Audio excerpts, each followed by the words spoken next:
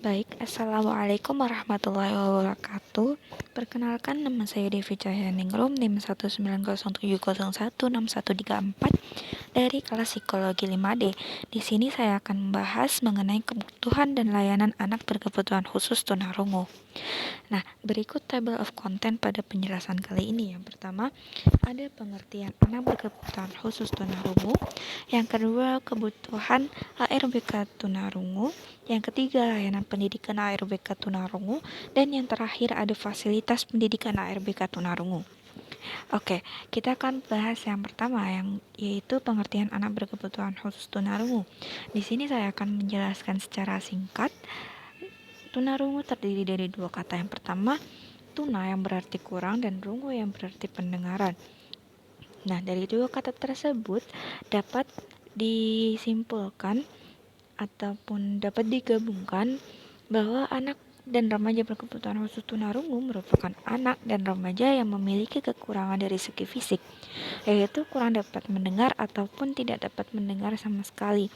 Dan dari beberapa pendapat para ahli, tunarungu adalah anak dan remaja berkebutuhan khusus yang mempunyai gangguan pada indera pendengarannya, baik secara keseluruhan ataupun memiliki indera pendengaran yang berfungsi tetapi sedikit. Oke, berikut klasifikasi tunarungu. Yang pertama ada pendapat dari Andreas Dwijosumarto. Yang pertama adalah dibagi menjadi dua. Yang pertama adalah tuli dan yang kedua adalah kurang dengar, di mana tuli merupakan kondisi individu yang benar-benar tidak dapat mendengar karena hilangnya fungsi mendengar. Sedangkan kurang dengar adalah kondisi di mana individu mengalami kerusakan pada indera pendengar tetapi masih dapat berfungsi baik dengan alat bantu dengar ataupun tidak. Nah, sedangkan menurut Botroyd, tunarungu ini dibagi menjadi 4. Yang pertama adalah tunarungu ringan, di mana individu tersebut tidak dapat mendengar pada rentan 15 dan 30 pada rentan 15 sampai 30 desibel. Nah, yang kedua ada tunarungu sedang, di mana individu tersebut tidak dapat mendengar pada rentan 31 sampai 60 desibel. Yang ketiga ada tunarungu berat, di mana individu tersebut tidak dapat mendengar pada rentan 61 sampai 90 desibel. Dan yang terakhir ada tunarungu sangat berat, di mana individu tersebut tidak dapat mendengar pada rentan 91 hingga 120 desibel. Oke, yang kedua kita akan membahas mengenai kebutuhan anak dan remaja berkebutuhan khusus tunarungu. Yang pertama ada kebutuhan akan keteraturan biologis, di mana seperti pada anak dan remaja pada umumnya, dia memiliki kebutuhan akan makan, minum, tidur, bermain, dan lain sebagainya. Nah, yang kedua ada kebutuhan menjadi bagian yang tidak terpisahkan dari anggota keluarganya. Nah, maksudnya adalah anak dan remaja berkebutuhan khusus juga membutuhkan perlakuan yang sama seperti anggota keluarga yang lainnya. Mereka juga butuh ikut merasakan suka dan duka dalam keluarga dan ikut serta dalam kesibukan keluarga seperti yang lainnya. Nah, yang ketiga ada kebutuhan akan keberhasilan dalam berkegiatan baik secara individual maupun secara berkelompok. Nah, maksudnya adalah ARBK tunarungu ini berusaha secara maksimal untuk mencapai hasil yang diinginkan dirinya maupun kelompok. Walaupun dalam prosesnya ARBK tunarungu ini seringkali mendapatkan hambatan dan kesukaran dari kebutuhan khususnya, yaitu tunarungu.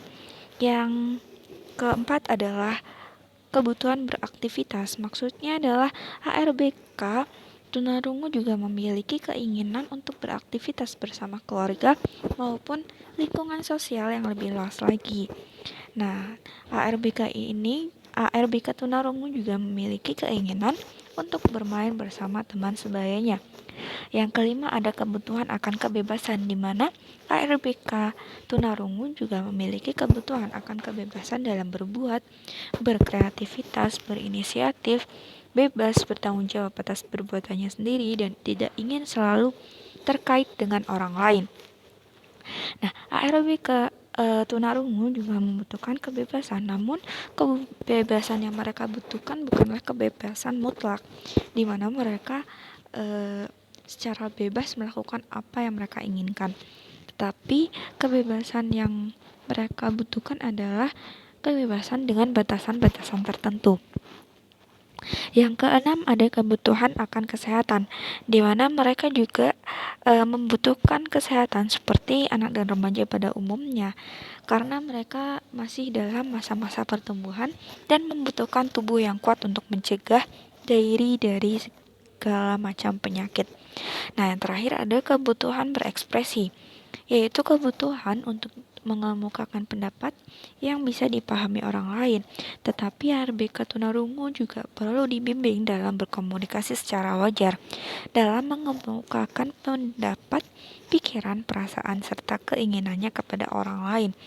Nah, kebutuhan berekspresi ARBK tunarungu ini tidak sebatas dalam komunikasi saja, tetapi juga dalam bentuk ekspresi lainnya seperti menggambar, bermain peran, berkegiatan yang berkaitan dengan mengungkapkan isi hatinya.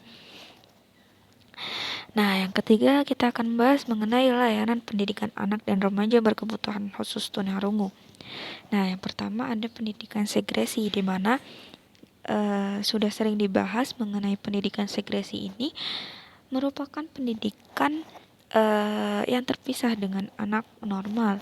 Yang kedua adalah layanan pendidikan inklusif. Ini juga sering dibahas sebelumnya. Nah, pendidikan inklusif ini merupakan pendidikan yang memperbolehkan anak dan remaja dengan keterbatasan ataupun bakat istimewa belajar bersama dengan anak dan remaja pada umumnya dengan menggunakan kurikulum yang sesuai dengan kemampuan dan kebutuhan siswa yang memiliki keterbatasan dan atau keistimewaan. Nah, kita akan bahas mengenai keuntungan dari adanya pendidikan segresi. Nah, keuntungannya menurut Hainuddin adalah satu, ada ketenangan pada anak dan remaja tunarungu karena ditempatkan dengan anak dan remaja lain dengan keadaan yang sama, mudah dalam berkomunikasi dengan teman karena mereka sama-sama menggunakan bahasa isyarat, mendapatkan pendidikan dengan metode yang sesuai dengan keadaan dan kemampuannya, sehingga membantu anak dan remaja tunarungu dalam menerima pembelajaran. Mereka juga dididik oleh tenaga pengajar yang memiliki latar belakang pendidikan luar biasa. Mereka mudah dalam bekerja sama dengan dokter THT, psikolog, audiolog, dan lain sebagainya. Yang terakhir adalah mereka juga dilengkapi dengan fasilitas yang bermanfaat bagi pembelajaran anak dan remaja tunarungu. Nah, sistem pembelajaran segresi sendiri menggunakan sistem pembelajaran individualisasi, di mana sistem pengajaran ini berdasarkan pada perbedaan antar individu, misal dalam kecakapan belajar, tingkat ketunarunguannya, kemampuan berbahasa, dan lain sebagainya. Sedangkan kurikulum yang diterapkan menyesuaikan dengan kurikulum yang berlaku pada satuan pendidikan sekolah luar biasa bagian tunarungu. Nah, selanjutnya kita akan bahas mengenai manfaat dari pendidikan inklusi. Di mana manfaat dari pendidikan inklusi ini menurut Hainuddin antara lain anak dan remaja berkebutuhan khusus menjadi lebih percaya diri, lebih belajar mandiri, menjadi lebih kreatif dalam pembelajaran, dapat berinteraksi dengan anak dan remaja sebaya dan guru, dan lain sebagainya. Nah, sistem pembelajaran inklusi ini harus berpusat pada anak atau child centered, di mana anak harus aktif dalam pembelajaran dan sudah sepatutnya pembelajaran ditingkatkan terus-menerus kualitasnya karena menjadi fokus utama. Sedangkan pendekatan kegiatan pembelajaran difokuskan pada mewujudkan proses belajar tuntas atau mastery learning.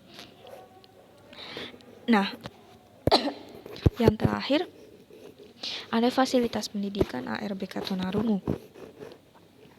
Nah, yang pertama untuk menunjang pendidikan anak dan remaja berkebutuhan khusus tunarungu, diperlukan beberapa alat bantu khusus yang dapat digunakan dalam pembelajaran. Yang pertama ada audiometer, di mana audiometer ini merupakan alat elektronik yang dapat mengukur tingkat kehilangan pendengaran seseorang.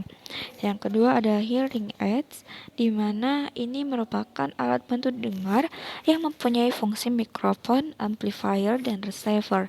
Di mana cara kerja dari alat ini yaitu suara ditangkap melalui mikrofon yang selanjutnya diubah menjadi energi listrik dan dikeraskan melalui amplifier yang kemudian diteruskan ke receiver yang mengubah kembali energi listrik menjadi suara serta diarahkan ke gendang telinga. Yang ketiga ada komputer, di mana komputer ini merupakan alat bantu yang dapat memberikan informasi visual, yang dengan komputer ini anak dan remaja berkebutuhan khusus dapat lebih eksplor dan meningkatkan kreativitas. Yang keempat, ada audiovisual seperti televisi, film, dan sebagainya. Dengan alat bantu audiovisual tersebut, diharapkan anak dan remaja tunarungu tetap dapat menangkap sesuatu dari apa yang ditayangkan walaupun dengan kemampuan mendengar yang terbatas. Nah, selanjutnya ada tape recorder, di mana alat bantu ini dapat diketahui perkembangan bahasa lisan anak dan remaja tunarungu dari hari ke hari. Nah, yang keenam ada spatel. Spatel ini alat bantu khusus untuk membenarkan posisi organ bicara, sehingga anak dan remaja tunarungu ini dapat berbicara dengan baik dan benar. Yang terakhir ada cermin yang dapat digunakan ARBK tunarungu belajar artikulasi dengan baik. Selain itu, ARBK tunarungu juga dapat menyamakan gerakan mulutnya dengan artikulator atau dalam speech therapist gitu.